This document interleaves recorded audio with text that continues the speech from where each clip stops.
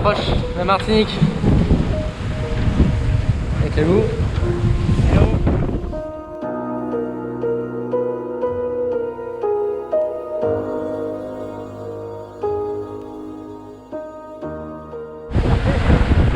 Voilà, dernière marée du parcours.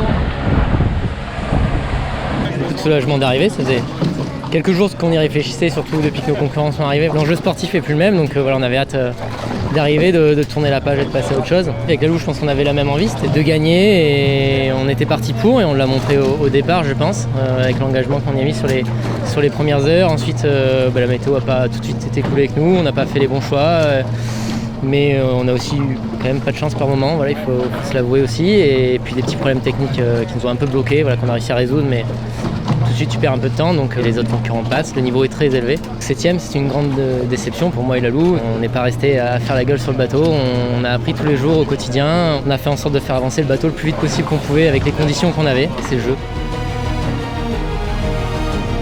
La dernière des leçons que j'avais imaginées pour Quentin, c'était donc la résilience et l'humilité. Je crois qu'on est en pleine dedans, donc voilà, on ne peut pas tomber mieux. On est des sportifs, on sait que les contre-performances ça existe, on n'a jamais baissé les bras, même si on a été frustrés, donc bien sûr. Le fait d'avoir fait cette transat, ça permet de découvrir des choses que j'avais besoin de voir. Traverser l'Atlantique sur ces bateaux-là, c'est pas anodin, c'est pas facile. C'est de l'engagement, c'est risqué, et donc voilà, le fait de découvrir ça, maintenant c'est fait, et je crois être encore plus performant, et du moins je sais maintenant dans quelle direction y aller pour l'être, quoi. Hier on a passé l'équateur, mais il y avait un peu trop de mer pour faire une petite cérémonie, on fera ça plus tard.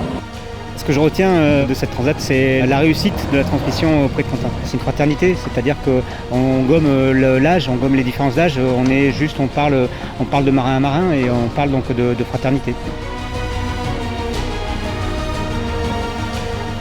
En tant que représentante d'Arkema, c'est vrai que pouvoir les accueillir, c'est quand même une chance d'être là, et je voudrais les remercier aussi du parcours qu'ils ont fait, même si ce n'était pas ce que l'on attendait. Ce que je voudrais aussi leur dire, c'est que pendant ces 17 jours de traversée, tous les collaborateurs du groupe ont été là, présents, à les encourager, à les soutenir. Là, on va leur souhaiter de prendre le repos nécessaire, et au-delà de ça, on prendra le temps ensemble de faire un bilan sur cette traversée de manière à apporter des solutions et puis mieux construire la saison prochaine, parce que c'est effectivement de ces expériences que l'on s'enrichit, et l'objectif c'est de préparer la route du Rhum pour Quentin. Je tenais aussi à dire que je souhaite toutes les chances et tout le bonheur possible à la Loup pour sa suite de carrière, puisqu'il vient d'annoncer qu'il a quitté la classe Ocean 50.